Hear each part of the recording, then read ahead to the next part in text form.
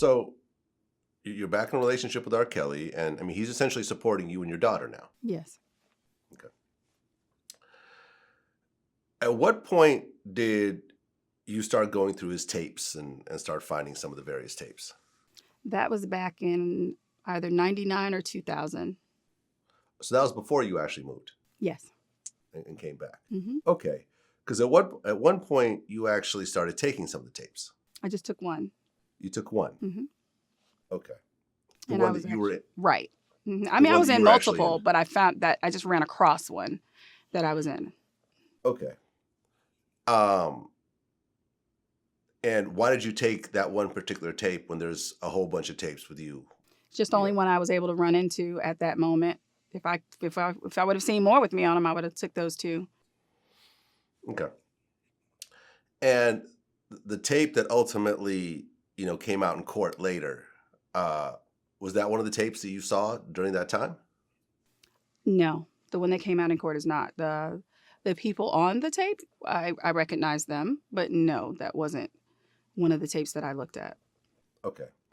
I mean, and we'll talk about that in a bit, but, in that particular tape, there's like urination and stuff like that. Were you doing any of that stuff with him yourself or no? No, he actually did ask me about urinating on me, on my butt. And I told him, I didn't tell him anything. Actually, I just kind of laughed it off and was like, kind of like that. So he has a way of kind of fishing for what he can and can't do and to you and things like that. So when he saw that I didn't just right away agree with it, then he knew that that wasn't nothing I was interested in doing. So it never came up again.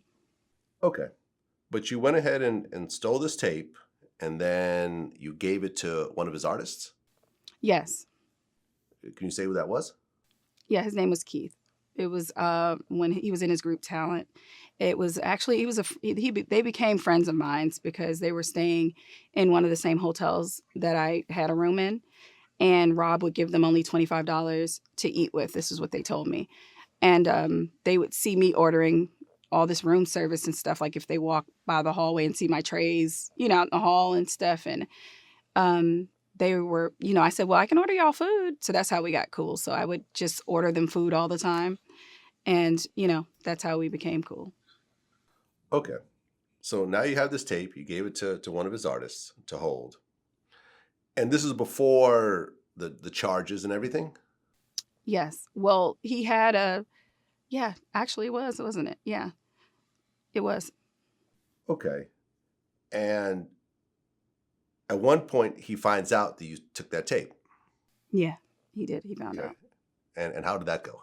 That was in 2007. Yeah, he found out about it. And he actually asked me to come to Chicago.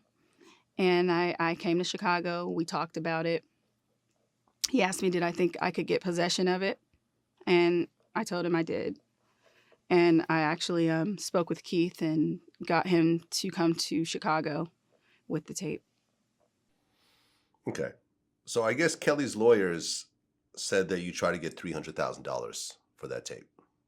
Yeah, no. We didn't try to get anything for anything.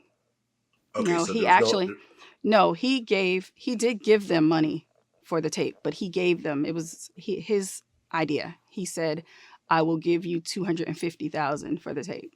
So it wasn't, they didn't say, oh, if you give me, I have this and if you want it, you get, no. They didn't even want to deal with him. They didn't want to talk to him. They didn't want to give him the tape, nothing. So no, it wasn't anything like that. Okay, but you just offered him $250,000. So yeah, he did. He offered them, but they'd be. Wouldn't you take it if somebody offered you some money? That's not blackmail if you offered it. Okay. And so, were you involved in that financial transaction? Did you get part of that money? I was involved in it, yes, because I was the one who had to convince them to come. I was the one who had to go get the lie detector test done, things like that. So yes, I was. Okay. And can you say how much you got out of that? It ended up being, because it was several trips I had to take, 100,000. Okay, so you got 100 and Keith got 150. No, he ended up with 100 as well. Okay. 50 never came for no one. Okay, so each of you got 100,000 in the end. Yeah. In the end. Now at this point, you know, are you and R. Kelly kind of enemies from that whole, transaction? Oh, we weren't until Daryl McDavid threatened my life and said that Okay. we should have murked you from the beginning. And who was that? Daryl McDavid, he was his accountant slash manager at the time. Okay, so he threatened to kill you over that. Yeah. Did anything actually happen? What do you mean? What do you mean? I Like, mean, were you roughed up? Did people show up at your house, or was it just kind of I'm just a vocal threat? yeah, it was just a vocal threat. It was a vocal, but that's all I need. I don't know. I mean, I'm not gonna call his bluff. Okay, so you guys get him that tape back. Did did Keith make copies of it before giving it back?